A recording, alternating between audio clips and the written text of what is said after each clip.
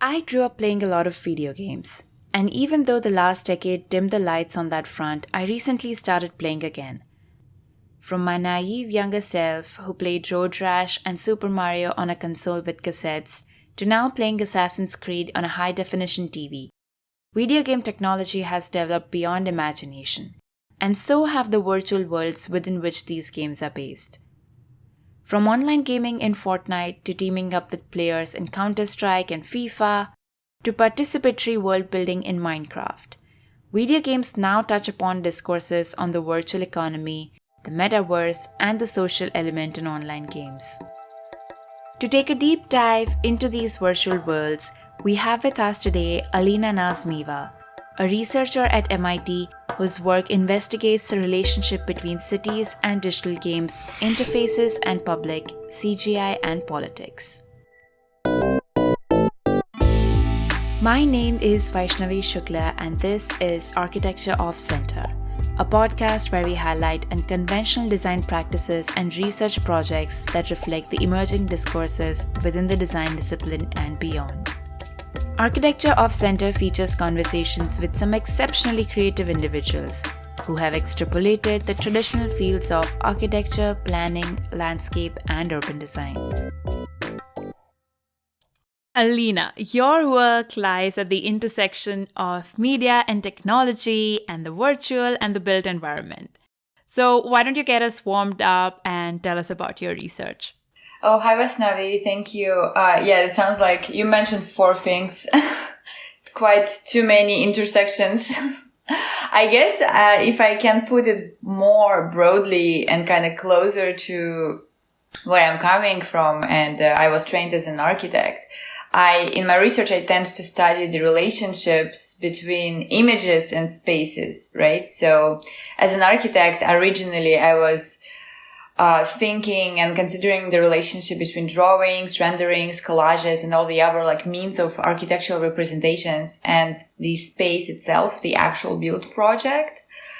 So thinking in terms of what kind of drawings, are produced and then being delivered to for the further construction, and what kind of images are produced for investors or for public or for a client, etc., or for social media or exhibitions. So all of them have different roles and all of them are quite distinct. And then as the technology evolves, the imaging technology, the what I called digital reproduction technology, these tools and devices to develop and produce these images expand. So today we can talk about, using VR for architecture. We can talk about game engines with real-time rendering for architecture. We can talk about AR for furniture design, etc. So all of these digital technologies are kind of entering, or even BIM, something like Revit, is absolutely revolutionary for the way architecture is being designed and produced.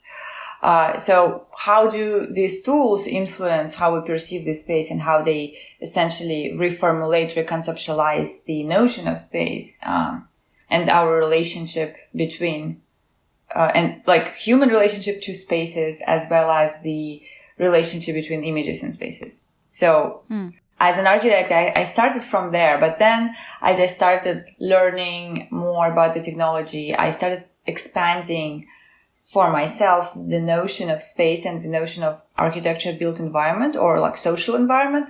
So I started kind of being interested in all kinds of computer generated images and digital reproduction of space. So I started thinking about social media and how it influences architectural design worldwide. I started looking at video games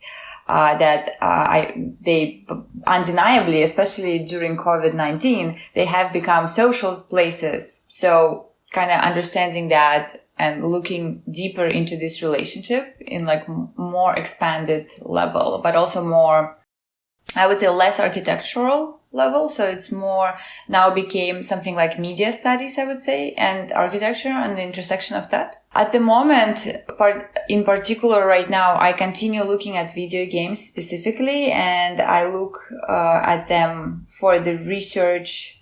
I look at them as real estate markets and as spaces where we can notice developing and burgeoning virtual economy.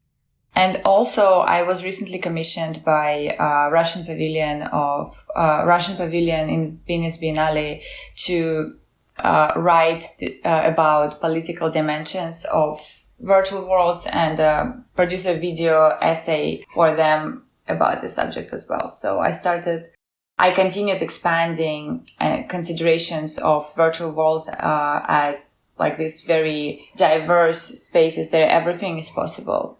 Because essentially then we think about virtual worlds, or like then we think about video games, and I will get later to the distinction between and difference between then we call something a game and then we call something virtual world. Like, games are not really games only. And it's the same thing, like then we refer to our smartphones as phone, but like for me personally, I barely call to anyone ever. So my smartphone is my, device to use the internet, to communicate via apps with someone, to, play casual games, etc., to take photographs, but not to call. So this is the same thing. Then people refer to games or like to virtual worlds as games. This kind of, in a way, the capacity, the diversity of the medium is obscured by this word. And that's the difference. So I prefer to call these environments virtual worlds, specifically because games can be played in them. And here I'm quoting Richard Bartle, one of the first designers and developers of first MUDs, multi-user domains. Back in 70s or 80s, he was one of the pioneers who developed those. And he is referring to this environment as virtual worlds because games can be played in there, but also all the other activities can unfold there as well. So it's not limited to games per se. I think the first thing that comes to my mind is probably a decade ago or something, in Ahmedabad, where I am from and I currently live in India. Real estate market was booming, still is booming, and there's been some 50% rise in population over the decade. And as a result of that, there's just so much of housing being produced in the city, and the way people sell housing, and you pointed to it, is, you create brochures and you create renderings. And we'll get to how you're talking about these images of finished environments being made before they are actually constructed. And there was this one real estate builder, I remember, went so over the top that as a part of his brochure, and VR and AR was like super new, he would give people these headsets so you could walk through the house or the building before it was built. And I mean, right now it sounds like such a commonplace thing to do. You could get your own headset, but at that time I remember the impact it had, and it was literally talk of the town. It's like, oh, you should go to that person's side office, not to see the building that they're going to build, but just to experience the technology. It was path-breaking in the sense that they created this world, and it wasn't a gaming world, like you couldn't play there, but it had a certain effect on their marketing and the way people perceived that project as something that was like so technologically advanced based on how they were representing the whole project. The building itself was not technologically advanced. It was like a pretty bluff project, but this kind of set the bar. Anyways, going back to your work, and I was reading some of your work before and came across this one line that was quite thought-provoking. And it said, quote, "The most pervasive and profitable technological toys of contemporary world are online digital games. Those spaces and environments have become dominant social spaces for hundreds of millions," unquote. And you tapped into a whole new discourse on shared spaces and social interactions in the virtual world through the medium of video games. Now, this is quite different from the space and interaction on social media, for example, right? I guess it engages a different visual environment, a different type of user control, and perhaps even a different demographic in terms of what are the different age groups and what are the different kind of people who engage with this environment. So does this virtual social that you're talking about in some ways aspire to create spaces and relationships that are missing in the real world?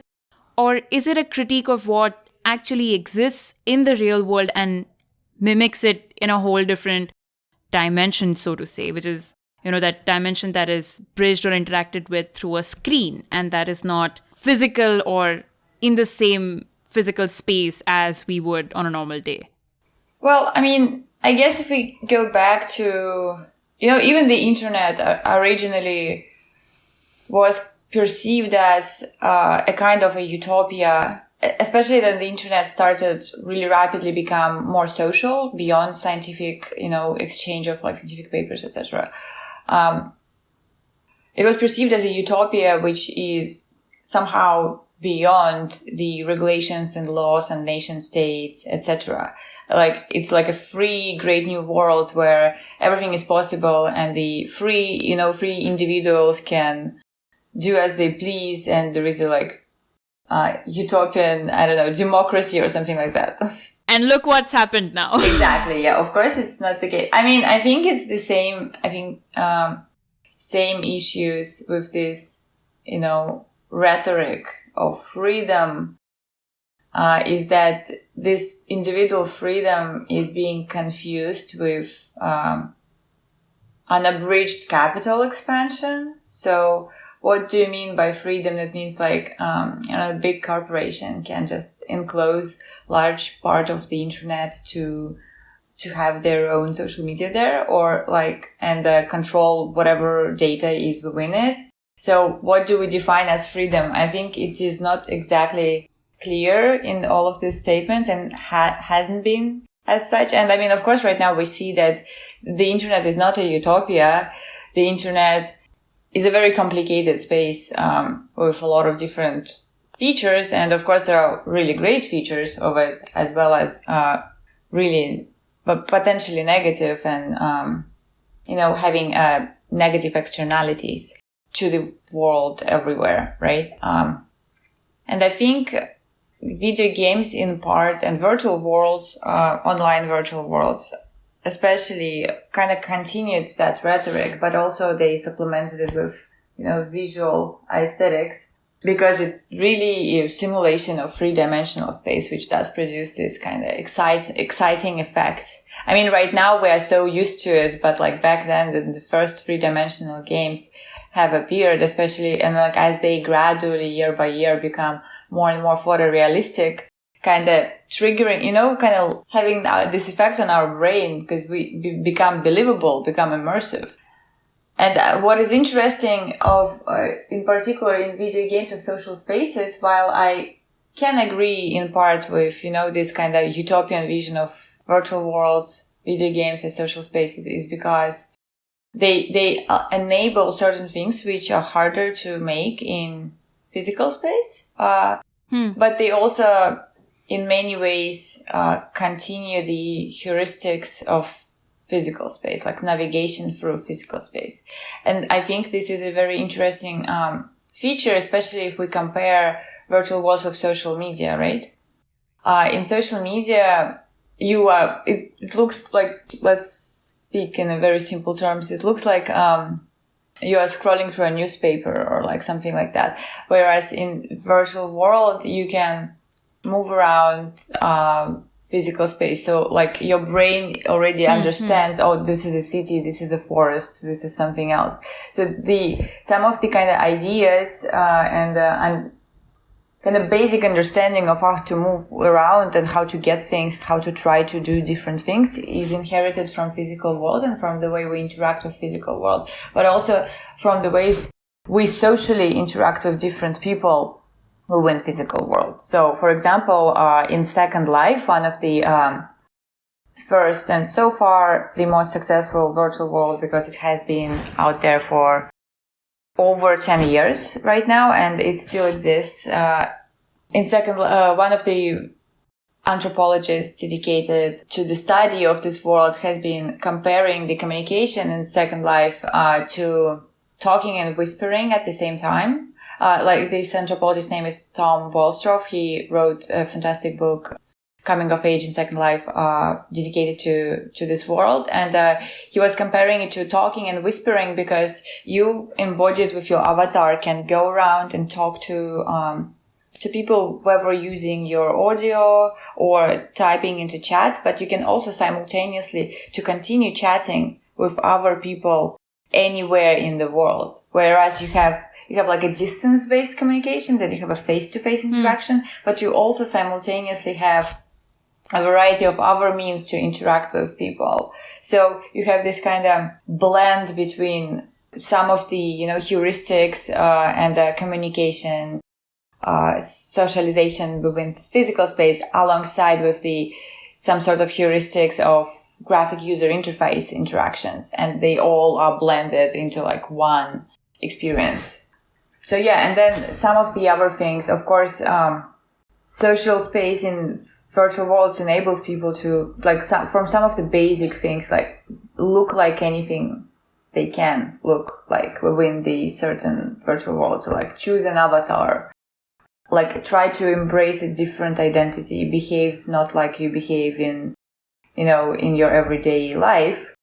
So all of these things, because you are not abridged, you are not constrained by your identity and social roles there anymore. And if you remember, like the very early internet, when I first time started using internet and I was a teenager, like I would never use my real name to register in some like random forum. Like, why would you do that? But today, if you can see, it's literally impossible and also nonsensical.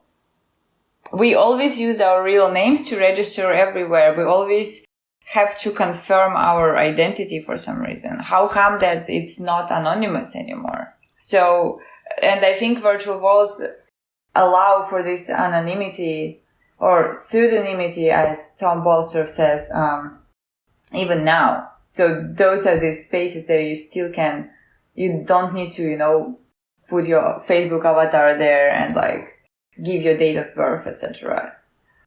It's interesting you mentioned anonymity and pseudonymity, because maybe 15 years ago, there was this huge boom, again, just speaking of my experience in India, where they were post the era in which you had internet cafes, where you could go sit on a computer, log in, DM people on Yahoo Messenger and log out. There was a whole phase where they were just like gaming bars. So you would have boys, mostly boys, aged 12 to 14, 16 maybe, just going in, logging in and playing Counter-Strike with the randomest people across the world.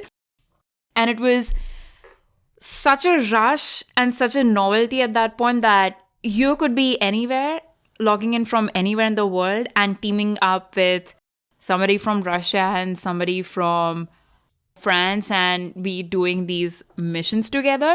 And time and again, I know there's a whole discourse on it. I've always also wondered what goes into the design of these environments, because there's a lot of research and there's a lot of discourse on the way spaces are designed. And I know probably there's a bunch of architects who, study architecture and then transition into a whole different profession that looks at designing virtual worlds. I mean, worlds that cannot probably be built in the real life, or landscapes that don't exist, either utopian or even dystopian for that matter, where relationships are completely screwed and you're cultivating friendships or getting to know other people for a whole different purpose, which is not representative of what life would be on Earth. But I wanted to know your thoughts on what goes into the design of these virtual environments, not in like design as in like the physical aspect of design, but how the physical and the social are so intertwined in the way video games or the virtual worlds are designed. Because I feel like you cannot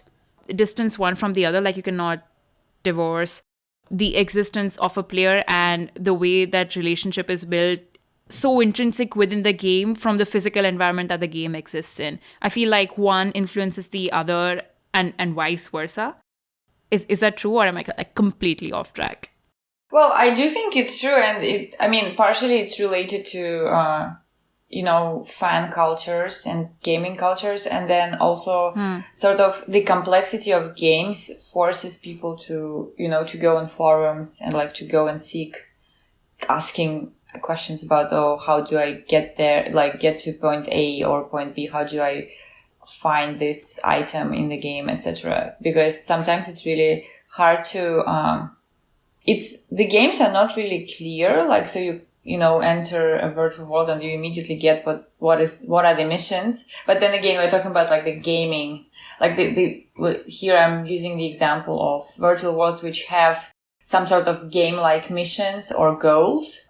But then in social virtual worlds, I think, of course, it's direct. I absolutely agree with you. It is definitely related to social environment, at least because in most of these virtual worlds, the environment itself is designed by the residents, by the players.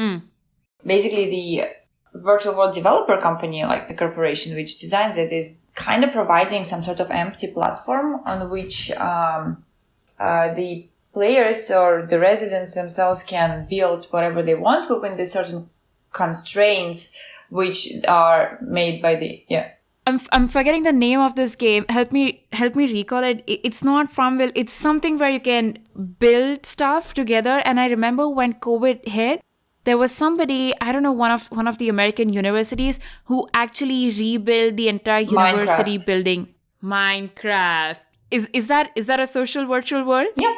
I mean, it has some game components, but yeah, Minecraft is really fascinating because several universities, including MIT, rebuilt their campuses in Minecraft during COVID-19. Not all of them had commencements there or officially authorized by schools things. People had commencements on Minecraft, like Minecraft platforms? For real? You know, I think yes. I cannot honestly tell that those were officially authorized by the schools, but the attempts, 100% there were attempts to do that. And I remember, if I'm not mistaken, because it was like such a crazy time and a lot of things have been happening at the beginning of COVID and like last spring. But I think it all started from the Japanese high school or like middle school, which had to be like locked down, and they decided to have a commencement in Minecraft, and sort of it got really published on all over the media everywhere in Western media, especially like I came across a bunch of articles, and then all of these institutions got inspired by that and also started trying to build the campuses in Minecraft. And I didn't explore all of them, but I explored an MIT campus in Minecraft, and I thought it's a really amazing tool for so many reasons, at least, especially for the people who miss the school and miss being a part of the institution and hanging out in the corridors, the infinite corridor, walking around in Killian Court, etc. For them, rebuilding that space is, in a way, I think operates as a sort of coping mechanism, to help to go through hard times.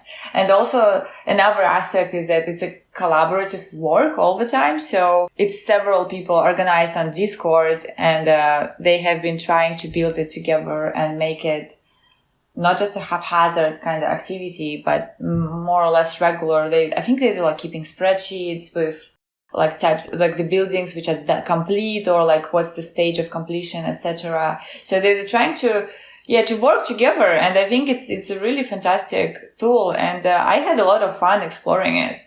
No ways. I would never have thought, and I completely cut you off from your point. No worries. Isn't this like a bridge where the game itself and that virtual world becomes a tool for people to get first-hand involved in space making and place making? I mean, I'm almost thinking about the accessibility factor, how without a know-how of how to design buildings in the real world, which is, aka architects and engineers do that, this platform hands over that power and that agency to everybody and kind of be a participant in creating a whole different virtual world that they either imagine or have experienced firsthand that, you wouldn't be able to do otherwise as a profession. Yeah, absolutely. And, UN has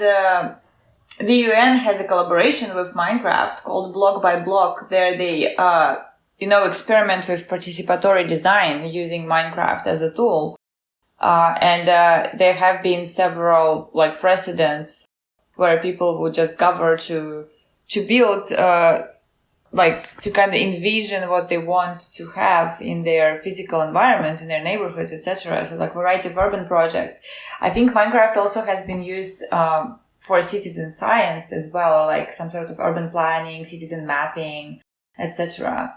Another, I guess, the most prominent and I guess famous use case for Minecraft was then Reporters Without Borders released their Minecraft server with the news articles for the countries where freedom of speech is, censored, and there is a huge censorship. So it's also a fascinating tool to hijack or like kind of subvert the certain possibilities and have some sort of political pushback on that, say, spreading the information and communicating through these kind of platforms is fascinating, and that's a real case study.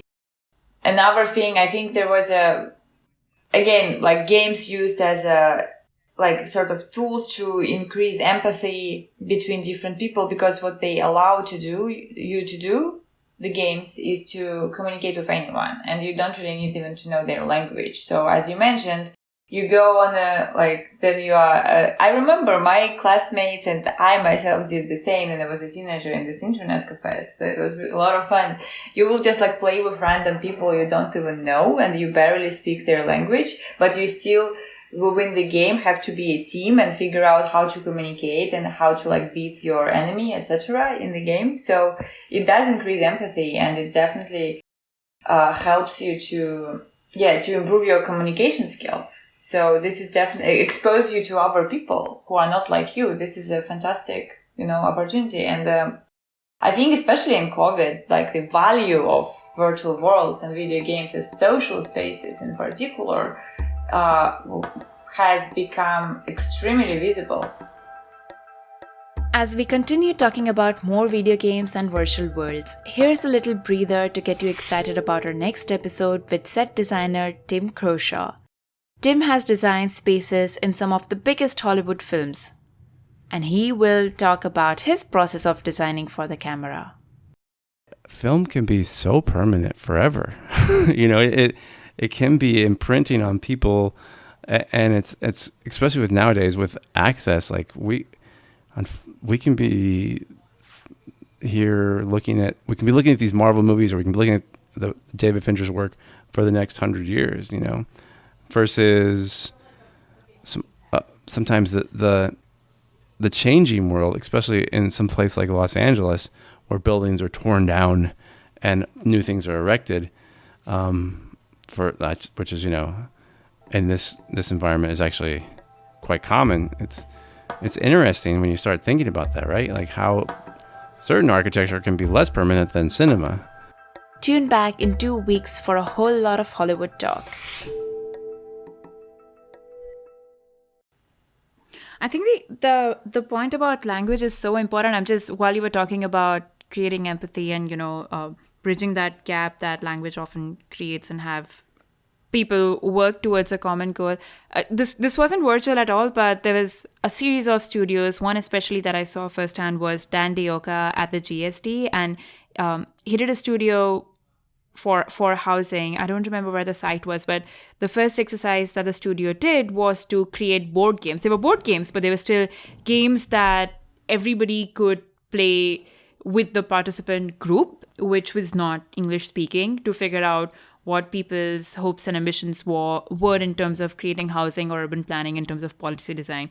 But going back to the virtual worlds, and this is a little bit of a confessional, I absolutely love games, and I play a lot of video games, sometimes to an unhealthy amount. But recently I've been playing a lot of Assassin's Creed, and it's not a social game per se. It's a single-user game where, you have goals and you do those challenges and you do those missions and, whatever, you explore the world. I played because I think the time period during which all these different worlds were created are spectacular. I'm playing Assassin's Creed Syndicate right now, which has recreated like the old London, and it's beautiful. So I want to go back to another thread in your research on video games that I found very intriguing, especially while playing Assassin's Creed, was that of virtual economies. And you're talking about data collection, about real estate, about capitalism, and even gender in the world of video games. And you're saying that both privacy and property is being redefined in this world. I can relate a lot of it to me playing Assassin's Creed, but I want you to elaborate on the economics in the virtual environment. How does that work, and what's your reading of it? Yeah, so I guess when we talk about, economies of virtual environments, we can consider like kind of this tripartite system, right, of production, distribution, and consumption of virtual worlds or virtual goods. So I want to have like a crazy sidetrack here because I really want to talk about non-fungible token art, because this is like the most fascinating subject within the last couple of months. So basically we have this precedent and, value is generated for digital objects. And a lot of the people I know, and I have been talking about this crazy NFT fever, that do not understand why would someone purchase non-fungible token image, then they could just, screenshot the same image and keep it on their hard drive, and that's it. That's like the same thing. But here we are talking about, value generated through some sort of, digital signature or like, an additional thing attached to that digital image, that it like makes it authentic. I mean, this is super contested, because I would argue that I would actually agree with, Everest Pipkin, who is an fantastic, digital artist and, an author. She, recently published an article on Medium there. They would emphasize, and I pretty much agree, that the only value of digital art and the one of the most prominent and unique features is its ability to be replicated infinitely, like hypothetically infinitely. And, each of these copies is as authentic as the previous one. So there is no concept of copy and original, like what we have in physical art. You cannot forge, like if you forge Mona Lisa, it's not going to be the same Mona Lisa, even if you somehow manage to make it an identical copy. But in digital world, this is not the case. It's actually great that we can and have a capacity to copy infinitely something. But, NFT goes against that. I mean, there are a lot of really good qualities of NFTs. Like, for example, the artists, are being paid for their work, which is fantastic. And, artists have been one of these, professions which have been struggling with, financial sustainability of their labor and, compensation. But then also the ecological costs of NFTs are also very questionable, because the amount of energy needed to mint one of the tokens is absurdly large. So it is a really crazy space, but like regardless of all of this, it looks like the art world, or like people who research visual culture, are divided into two very polar camps right now. One of them is saying on NFTs is the future produces a democratic society there everyone is rewarded for their labor, etc. And the others are like, it's an environmental cost, and in fact NFTs just exacerbate the already existing horrible features of the art market. And I think NFTs are very like fundamental case. Then we talk about virtual economies and the production of value, because the goal of basically all of the economy, not just virtual economy, is to produce scarcity, right? To have some sort of scarcity, and based off that scarcity of certain good or item or commodity, to generate some value and profit. Or like distribute this good according to the like, I don't know, demand, like the law of supply, demand, etc. And all of the other intricacies going along the way with that, because it's of course not that simple. So virtual economy, we can perceive it, as like AAA games, like something like Assassin's Creed, takes several years to produce, requires thousands of people to do, requires like research of historical archives to really produce believable historical spaces, which is amazing. And it's like another fascinating subject, how they really, these companies go and do urban research. It's just mind blowing. And then they have to like be able to make this, like release this game. And so it is popular and, everyone buys it and enjoys it. And then we have like our types. I actually never played Assassin's Creed, so it's like an unknown territory for me. I mean, I know... Now's the time to start, Alina. Now's the time. Yeah, maybe. There are so many games, it's insane. I cannot keep track of all of them. It's ridiculous. But then we talk about, also other ways to make money out of being in the game business. So for example, let's look at Fortnite, right? There are like a lot of so-called free-to-play games there you can download and play for free. But if you want, some additional perks within the game, you can purchase them for money. And, this can be two things. It could be like so-called free-to-play when you like just buy items which have no significant impact on your gameplay. So it's not like you are getting advantage over other people, or you can buy the advantage. And like everybody, all the gamers hate this second thing, which is colloquially referred to as pay to win, right?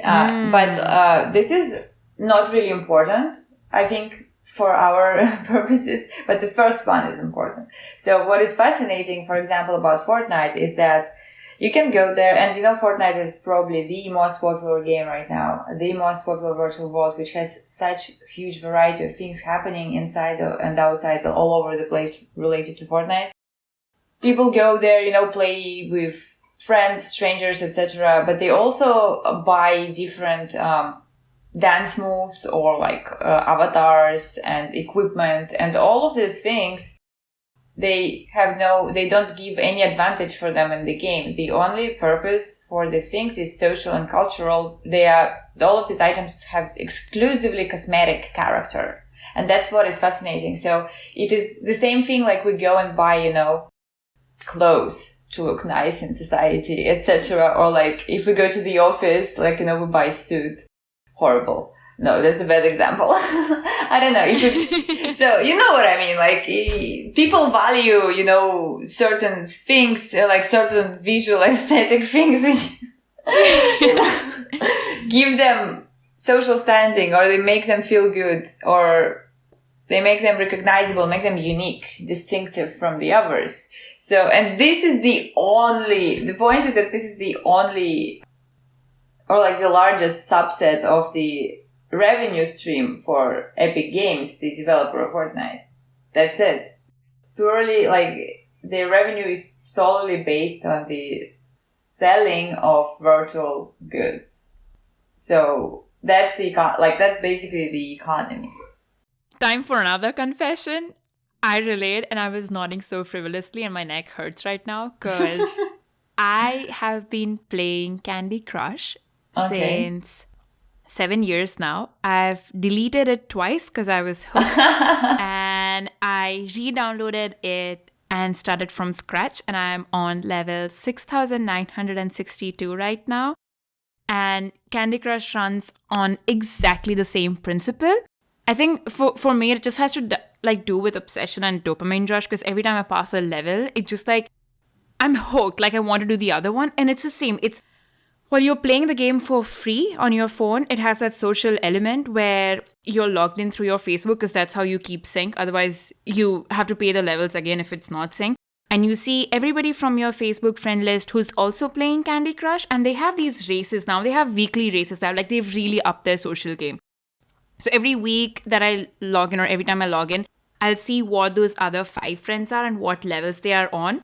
And then they create a weekly race with random people from around the world, and whoever's the first 3 to reach to pass a stage which is 10 levels, then you get a free striped candy, you get a gum candy, you get a lollipop hammer, whatever, for free.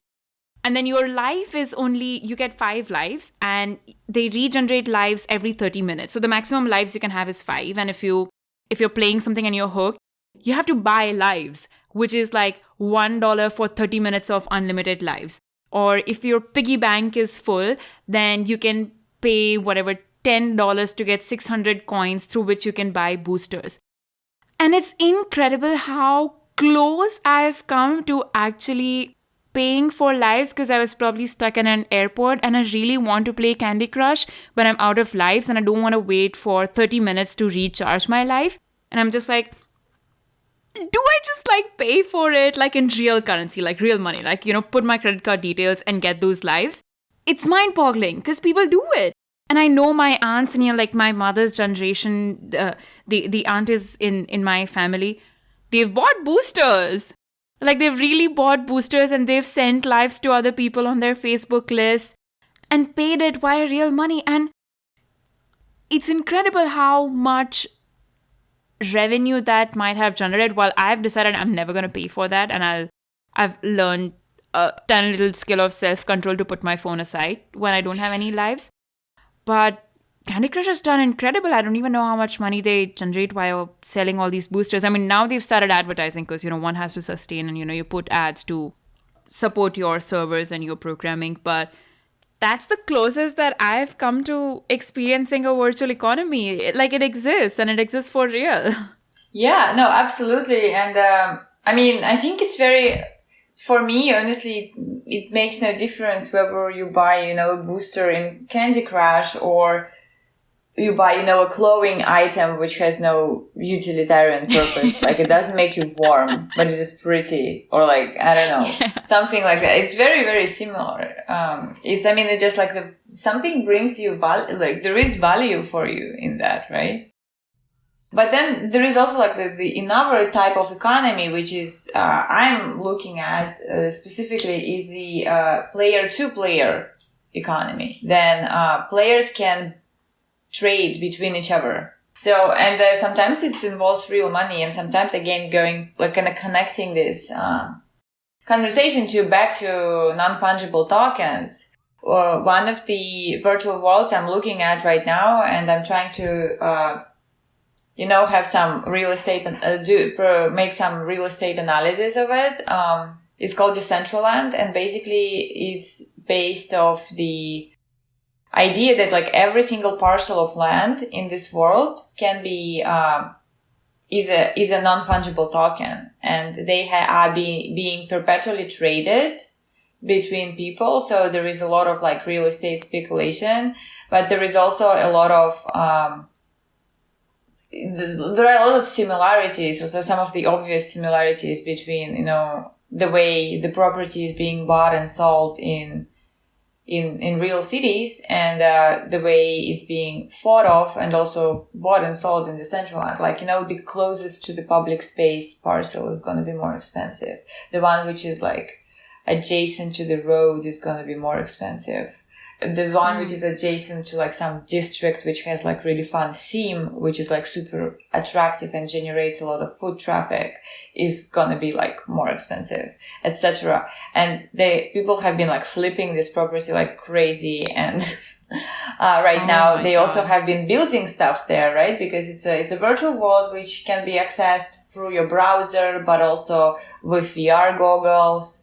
But also you can make real money there. You can not just sell property like land. You can like also sell buildings. You can sell clothes. You can even sell and buy and claim, etc. I think avatar names. So like domain names on the internet. In the Decentraland, you can sell a name for an avatar for like another person, for instance. So it is very fascinating. Like every single kind of bit of this world can become a non-fungible token and technically being bought and sold and like attached to some sort of economic value, which is kind of grim on the one hand, Extremely, extremely grim. And this is exactly what a bunch of these episodes in Black Mirror talk about. There's one, I don't know if you've seen in the last season, there's this episode on this guy who's hooked to a certain kind of lifestyle in a video game. I mean, he's married and he's playing this video game once, and he gets seduced by another player in the video game who's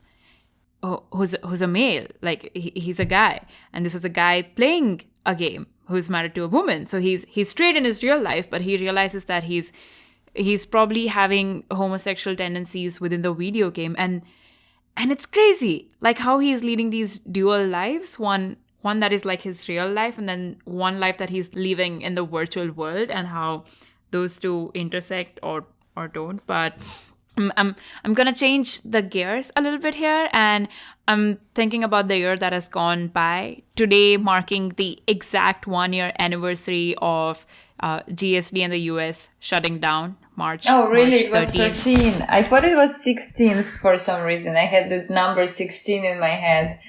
Oh my God, unbelievable. It was Friday the 13th, and that's the last day when we had like this huge group photo in Gun Hall, and we've never been back inside the building since then. God.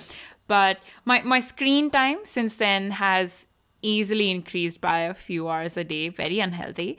And I firsthand know of at least, say, 4 people who made sure that they had either bought new Xboxes and PlayStations or cleaned the dust off their old ones before the lockdown began. Now, what was really striking to me was an increase and upgrade in the gaming paraphernalia, and that just isn't limited to the console and the controller anymore. There's a bunch of these AR, VR headsets and new technology that I don't understand much. But what's your take on these technological upgrades, and what does the future hold? Well, I think the place, at least for me, to look at very carefully is, of course, blockchain. Like, continue looking at this NFT situation all over the place, but also from the hardware perspective, AR, I would say AR goggles, like whoever will. The company right now, multiple companies are struggling for that, right? We are talking about trying to develop something which would be useful and commercially successful and will be able to reach the audience. Because right now, I think AR landscape is stifled by, the ability to experience AR only through your phone. And I think it's extremely limiting. And that sort of, I think this is one of the reasons AR is not so bustling like virtual environments and like video games, social virtual worlds, and the VR experiences because of that particular limitations. But there have been a lot of precedents, putting art in AR. Like there was a collaboration between Apple and I do not remember which museum in New York, but they made like an exhibition in Central Park. I invited several prominent artists and kind of placed AR pieces of art within the park. Or there have been a lot of experiments in that field. Also, Jeff Koons put his dog in Central Park again, but then the next day it was vandalized by another artist as to raise the question, like, who in the augmented reality, like it was vandalized in the AR. Yeah, I think it was just overlapped. I don't know the technicality of how it's been done, but I think the idea is that he just kind of juxtaposed, the copy of that one, maybe like created a mask to vandalize it because it was like a graffiti kind of thing. But it raises a lot of questions, like who owns, virtual AR space? Who can put things in social spaces or like in public spaces, and who cannot? What is going on there? So this is a really contested territory. And I think, everybody is in the tech world is looking forward to see, though there are a lot of rumors that Apple is going to announce their AR goggles, but then, we have so many different questions about, it's economic, it's political question, it's social, it's cultural question. It's a policy question, at least in terms of how AR can be placed and where and who can see it, who cannot see it, and like what is going on there. So this is it's a very important, and I think it's a very it's a design driven, it's a policy, it's urban planning question essentially, in my opinion. So hardware on that side is fascinating. But then again, there are so many, like 5G, we're talking about 5G, and it's also essential to that, right? To enable high quality, high precision geolocation and a fast internet. Yeah, so you need the infrastructure in order to make this AR useful and popular among the people. other things, again, the development of VR, the development of real-time rendering is fascinating with game engines and what is happening there. This is definitely going to improve, the general, and it has been improving the general quality of simulated environments and the speed and the capacity of different scale studios to produce them. If before, only huge several thousand people studios could design high quality, super realistic virtual environments, today it's year by year it becomes more and more accessible for everyone. They recently have released, Epic Games recently have released this, a demo of MetaHuman, which is an avatar production, software, which enables you to create extremely photorealistic, high precision, humans, which is very, super uncanny to look at them because they look this looks very much like a photograph. And again, as accessible for everyone, it will enable, all creators and whoever wants to do that to create, photorealistic worlds or kind of animated movies with those, models. It's essentially 3D models, right? So this is but this is not a hardware question. And I guess all of these technologies for me, they all lead to, in a way, to this rejuvenation of the concept of metaverse. I think, and I was so surprised. I remember 2 or 3 years ago, then I was working on my thesis and, at MIT, and, it was dedicated to virtual worlds and to the concept of social space in virtual worlds and what are the overlaps between physical social space and virtual social space and all of the economic, political implications, blah, blah, blah. But I was a little bit uncomfortable using the term metaverse because just 3 years ago, for me, it seemed like it's too sci-fi. No one would ever get it. It sounds kind of funny. I'm not going to use that. But now, Washington Post is talking about metaverse. A lot of Forbes or something like that. Some of these magazines, super mass media are talking about metaverse and they're treating it seriously. So with the development of all of this CGI technology and the hardware, which is quite capable to process all of this stuff, these ideas and blockchain as well, because it's also for some reason connected. It's all of these technologies, which are being developed, they become this, construction materials to create a metaverse. And, everybody's talking about it now seriously. So that is super fascinating. But again, this is a super long-term thing, and there are a lot of crucial, hardware, software questions which haven't been resolved for metaverse, and we are talking about a really long-term plan, something 10, 20 years at best, maybe longer. But when it does happen and when a whole new discourse starts on metaverse, they're going to look back at your thesis and they're going to cite you because you were talking at that point 10 or 20 years ago. So we have that in the making, it's just you're going to be at the forefront of it. But so looking at, I don't know, the future of technology and the virtual and social spaces, I'm super curious to know what's next for you and where does this research lead you from here? I guess,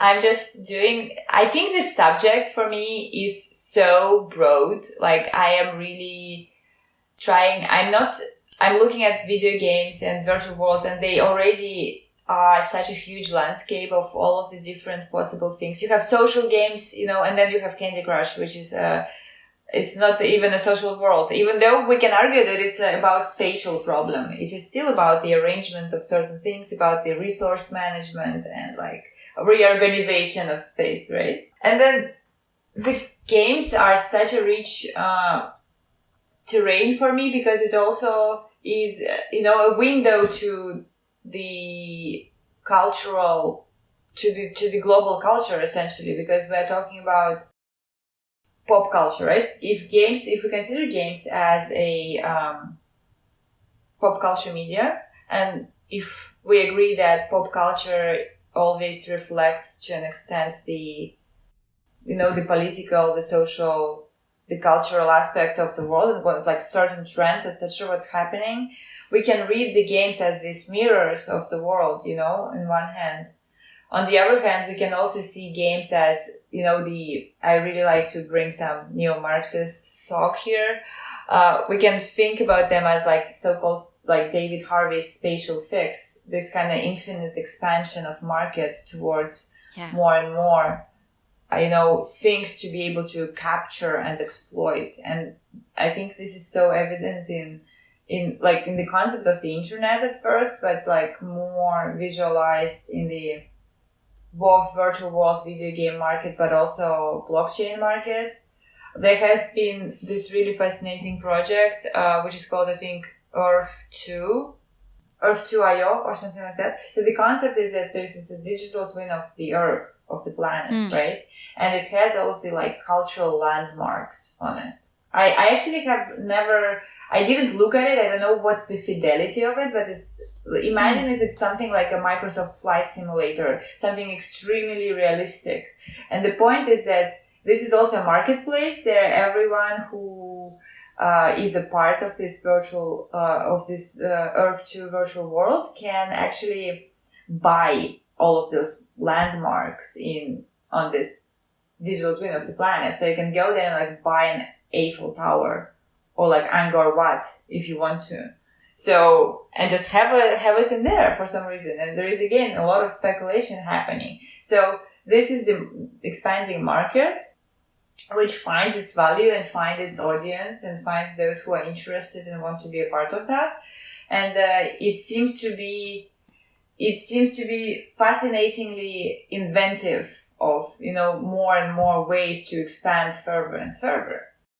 I mean, and of course, at the expense of a lot of things. So it's definitely very problematic. We talk about like ecological costs, we talk about social costs, we talk about unsustainable labor practices. So all of these things are very critical to consider.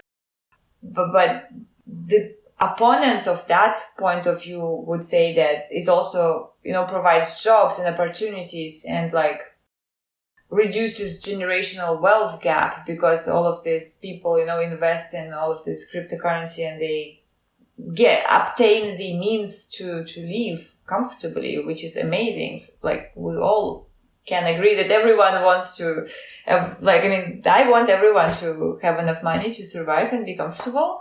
But then again, it's very complicated, but it's, what's the next for me? I'm going to continue looking at all of these spaces and try to make sense of them. I love it, Alina. Thank you so much. I have enjoyed this conversation so much. I have a list of things I'm going to dig into tonight, go into the rabbit hole, look this up, be informed and kind of get obsessed with this, because this is such a super fascinating subject and something that we all interact with on a day-to-day basis. Most of us, yes. But never really think about it in the terms that you framed it in. So thank you so much for sharing your research, and thank you so much for being here today. Yeah, thank you so much, Vaishnavi. It was really fun. I really enjoyed this conversation. And I really want to learn more about Assassin's Creed now. Special thanks to Kahan Shah for the background score. If you enjoyed listening to this episode, don't forget to subscribe to Architecture Off Center on Apple Podcasts, Spotify, or wherever you listen to podcasts. New episodes are released every 2 weeks. You can also follow us on Instagram and Facebook at Arc of Center. That is ARCHOFFCENTRE. Thanks for listening.